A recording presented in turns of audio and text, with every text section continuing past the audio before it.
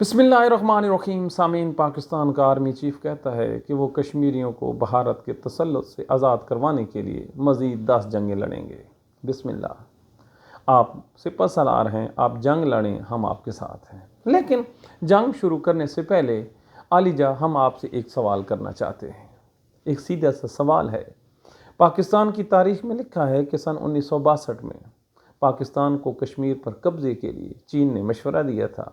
Intelligence reports आई थी कि आपने सिंपल गाड़ी का सलफ स्टार्ट करना है और आप श्रीनगर पहुंच जाएंगे, क्योंकि इस टाइम मकबूजा कश्मीर में भारत का एक सिपाही भी मौजूद नहीं है और सारी की सारी जो फ़ौज है वो चाइना के बॉर्डर पर लगा दी गई है।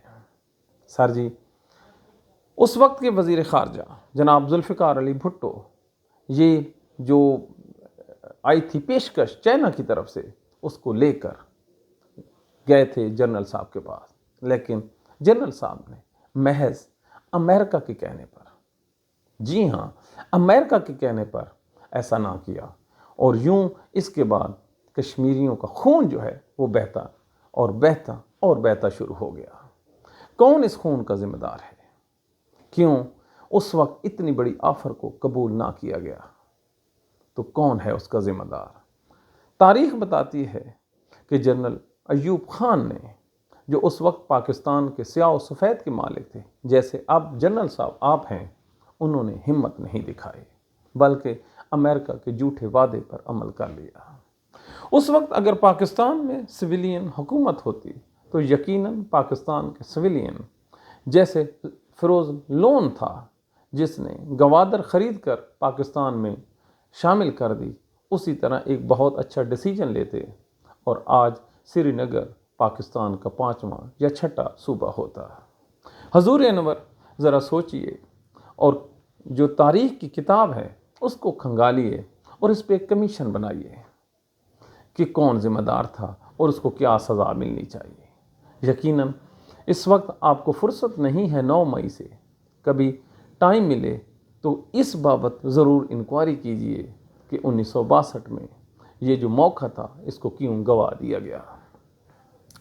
फ़र्क और नतीजा सिर्फ ये है कि कभी भी जो फ़ौज के जनरल्स होते हैं वो मुल्क की बागदौड़, सियासत या बेहतरीन फ़ैसले नहीं कर सकते।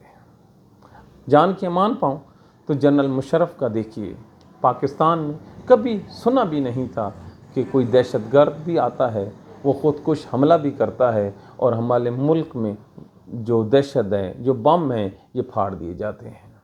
एक जनरल ने सन 2001 में अमेरिका के एक टेलीफोन के आगे घुटने टेके और फिर पाकिस्तान में ख़ुदकुश बम्बारों की फ़ौज आई जो आज तक पाकिस्तानियों का खून बहा रही है। इस एक गलत फैसले ने 80,000 के करीब पाकिस्तानियों को मौत के मुंह में धकेल दिया। सर जी, इन 2 सवालों का जवाब आप दीजिए। यकीन मानिए, कश्मीरी खुद श्रीनगर में खड़े होकर आपकी तरफ दौड़ना शुरू कर देंगे। पहले गलतियों से सीखिए, फिर आगे की तरफ जाइए। हम जान की अमान पाते हैं। हमारे इस व्लॉग का, हमारी इस राय का कतन ये मतलब ना निकालिए कि हम पाकिस्तान से गद्दारी कर रहे हैं या हम अफवाज पाकिस्तान के ख़िलाफ़ बात कर रहे हैं, बल्कि एक तारीख़ी हकीकत है। मैंने इस अमर को पढ़ा है, शहाबनामा, जो एक बहुत आला ब्यूरोक्रेट्स थे, उन्होंने लिखा है।